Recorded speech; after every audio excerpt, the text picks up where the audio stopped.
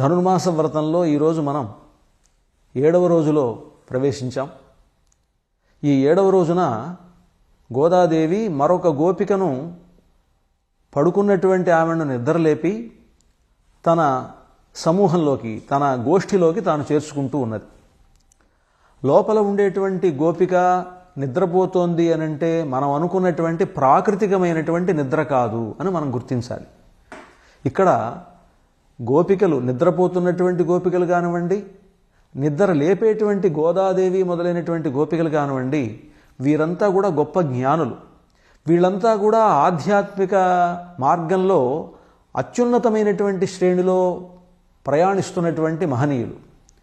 అయితే ఇక్కడ నిద్ర లేపబడేటువంటి వాళ్ళు, నిద్ర లేపేటువంటి వాళ్ళు అనేటువంటి ఈ విధానం ఎట్లా వస్తుంది అనంటే, వారు ఉన్నటువంటి స్థితి కంటే ఒక ఉన్నతమైనటువంటి స్థితి, వాళ్ళు అనుకున్నటువంటి భావన కంటే వేరే భావనలో యువతల వాళ్ళు ఉన్నప్పుడు, అమ్మా నువ్వు అనుకున్నటువంటి దానికంటే ఇది వేరు అని చెప్పడం అనేటువంటిది ఇక్కడ ముఖ్యం. చూడండి, మనకు ఉపనిషత్తులు చెప్తున్నాయి, ఉత్తిష్ఠత జాగ్రత్త ప్రాప్యవరాన్ని బోధత అని మనకు ఉపనిషత్తు చెప్తోంది. ఉత్తిష్ఠత అంటే లే, నిబోధత, ఉత్తిష్ఠత జాగ్రత్త, మేలుకో నువ్వు. ప్రాప్యవరాన్ని బోధత, గురువుల దగ్గరికి, వరాన్ శ్రేష్ఠులైనటువంటి గురువుల దగ్గరికి వెళ్ళి వాళ్ళని ఆశ్రయించి, ప్రాప్యవరాన్ నిబోధత, వాళ్ళు చెప్పినటువంటి మార్గంలో పయనించి నువ్వు ఉన్నతమైనటువంటి శ్రేణికి వెళ్ళు అని చెప్పినటువంటి ఉపనిషద్వాక్యమే ఇక్కడ మనకు గోదాదేవి ఈ పాశురముల ద్వారా చెప్తుందన్నమాట. కనుక ఈరోజు 7వ రోజు పాశురంలో కూడా ఒక నిద్రపోతున్నటువంటి గోపిక, ఆ నిద్రపోవటం అంటే ఆవిడ ఒక రకమైనటువంటి ఆధ్యాత్మిక ధ్యానంలో ఉన్నది.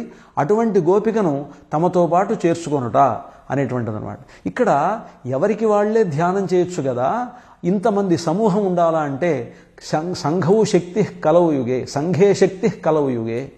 ఈ కలియుగంలో ఎవరికి వాళ్ళు చేసేటువంటి ధ్యానం కంటే సాంఘికమైనటువంటి పద్ధతిలో అందరూ కలిసి చేసేటువంటి ధ్యానానికి గొప్ప ఫలితం వస్తుంది అని సంఘే శక్తి కలవు యుగే, ఈ కలియుగంలో సంఘమునందే శక్తి ఉంటుంది అనేటువంటి దాన్ని మనకు చెప్పడం కోసమని గోదాదేవి ఇక్కడ ఈ గోపికలందరినీ తాను కలుపుకుంటూ ఒక సమూహంగా ఉండి ఆ నోము అనేటువంటిది చేసేటువంటి పద్ధతిని ఇక్కడ ప్రవేశపెట్టారు అని మనకు మా పెద్దలంతా కూడా చెప్తుంటారు. కనుక అలాంటి ఒక గోపికను ఈ పాశురం ద్వారా నిద్రలేపుతున్నారు.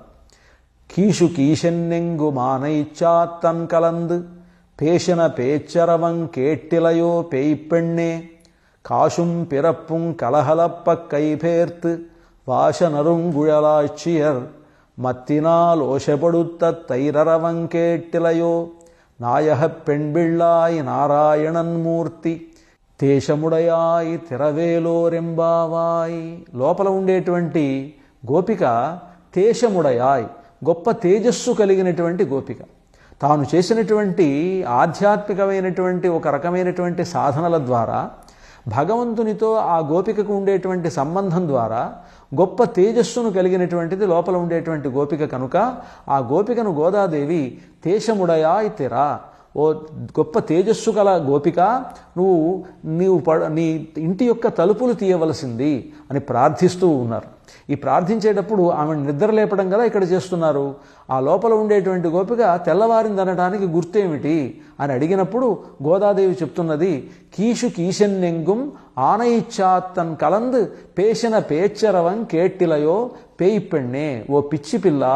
పేయిపెಣ್ಣే అంటే పిచ్చి పిల్ల అంటే పిచ్చితనం ఏమిటి? ఆ పిచ్చితనం అంటే భగవద్భక్తి అనేటువంటిదే ఒక పిచ్చి అంటారు. ఎవరు ఏ రంగంలో దాంట్లో మునిగిపోయి ఉంటారో అలాంటి వాళ్ళు బయట వాళ్ళకి పిచ్చిగానే కనిపిస్తారు. ఒక్కొక్కళ్ళకి ఒక్కొక్క దాని మీద ఇంట్రెస్ట్ ఉంటుంది.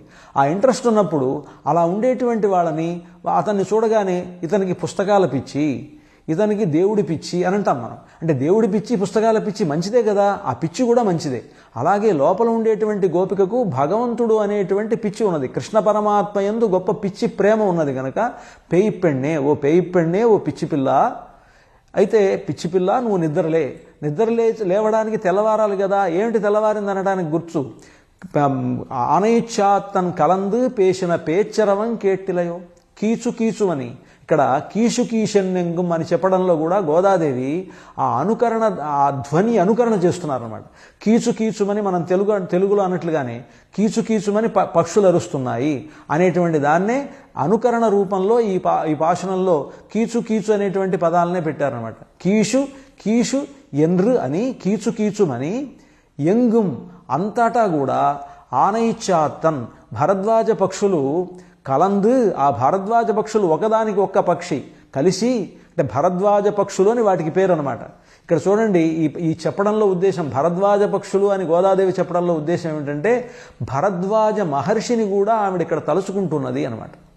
భరద్వాజ మహర్షిని తలుచుకోవడానికి ఏమిటి ఉద్దేశం అంటే ఆ భరద్వాజ మహర్షి రామచంద్రమూర్తికి గొప్ప ఆతిథ్యాన్ని ప్రసాదించాడు రామాయణ కాలంలో. అంతేకాదు భరద్వాజ మహర్షి వేదములన్నింటినీ కూడా అధికంగా అధ్యయనం చేశాట. అది మనకు వేదంలో కనిపిస్తుంది. ఆయన 3 ఆయుష్కాలాలు అన్నమాట. ఆయుష్ అంటే మనం మొత్తం ఒక వ్యక్తికి ఆయుష్ 100 సంవత్సరాలు. ఇలాంటి 100 సంవత్సరాలు, కొన్ని 300 సంవత్సరాలు సుమారుగా ఆయనకు భగవంతుడు ఆయుష్ ప్రసాదిస్తే అంతకాలము కూడా వేదాన్ని అధ్యయనం చేయడానికే గడిపినటువంటి మహనీయుడు భరద్వాజ మహర్షి. కనుకని ఇక్కడ ఆ భరద్వాజ మహర్షి విషయాన్ని గోదాదేవి చెప్తూ ఆనైచాత్తన్ కలందు పేషన పేచ్చరవం కేట్టిలయో, అది నీవు వినిపించలేదా? ఆ పక్షులు యొక్క రొద నీకు వినిపించలేదా? పేయిపెಣ್ಣే అంటే లోపల గోపిక అన్నది కేవలం అంత మాత్రం చేత తెల్లవారిందనటానికి గుర్తుగా నేను భావించను అని అంటే కాశుం పిరప్పుం కలహలప్ప కైభేర్త్ వాస నరుంగుయలాచియర్ మత్తినా లోషపొడుత్త తైరరవం కేట్టిలయో. ఆ గోపికా స్త్రీలు తెల్లవారుగానే వెంటనే పెరుగు చిలకడానికి దాంట్లో ఒక కుండలో కవ్వాన్ని పెట్టి దాన్ని అటు ఇటు చిలుకుతూ ఉంటే వాళ్ళ మెళ్లల్లో వేసుకున్నటువంటి మాంగళ్యంతో పాటు ఉండేటువంటి ఆభరణాలు గట్టిగా చిలుకుతున్నప్పుడు అవన్నీ కూడా కదిలి ఆ ధ్వని వినిపిస్తోంది. వాళ్ళు కృష్ణుణ్ణి గానం చేస్తూ చిలుకుతున్నాడు. భగవన్ నామాన్ని గానం చేస్తూ పెరుగు చిలకడంతో ఆ ఘోష కూడా పైకి ఆకాశానికి కూడా వినిపిస్తోంది. అలా ఉండేటువంటి తైరరవం కేట్టిలయో పెరుగు ధ్వని, పెరుగుతో పాటు చిలుకుతున్నటువంటి వాళ్ళ మెడలో ఉండేటువంటి ఆభరణాల ధ్వని, వాళ్ళు గాజులు ధరించి ఉంటారు కనుక గాజుల ధ్వని, వాళ్ళు పైకి చెప్పేటువంటి భగవన్ నామముల యొక్క ధ్వని, ఇవన్నీ కూడా నీకు వినిపించలేదా? కాశుం పిరప్పుం కలహలప్పక్కై పేర్త్ వాస నరంగుయలాచేర్ మత్తినా లోషబడుత్త తైరరవం కేట్టిలయో నాయహ పెణ్బిళ్ళాయ్. ఓ నాయకురాల, మా అందరికీ కూడా నాయకురాలిగా ఉండదగినటువంటి దానా నాయహ పెణ్బిళ్ళాయ్, మనమంతా కూడా నారాయణన్మూర్తి కేశవనై పాడము నీ కేట్టే కిడత్తియో.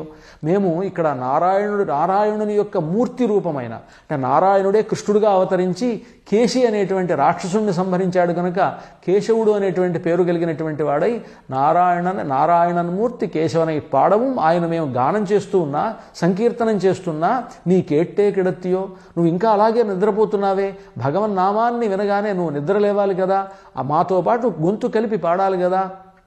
తేజముడయా ఇతర, అటువంటి తేజస్సు కలిగిన దానా నువ్వు తలుపు తీయవలసింది అని ఈ పాశురంలో లోపల భగవంతుడంటే గొప్ప పిచ్చి కలిగినటువంటి, గొప్ప ప్రేమ కలిగినటువంటి, పిచ్చి ప్రేమ కలిగినటువంటి ఆ గోపికను తమ సమూహంలో చేర్చుకోవడానికి ఆమెను నిద్రలేపి ఆమెను తమతో పాటు కలుపుకుంటూ ఉన్నారు గోదాదేవి అని ఈ పాశురంలో చెప్పడం జరిగింది.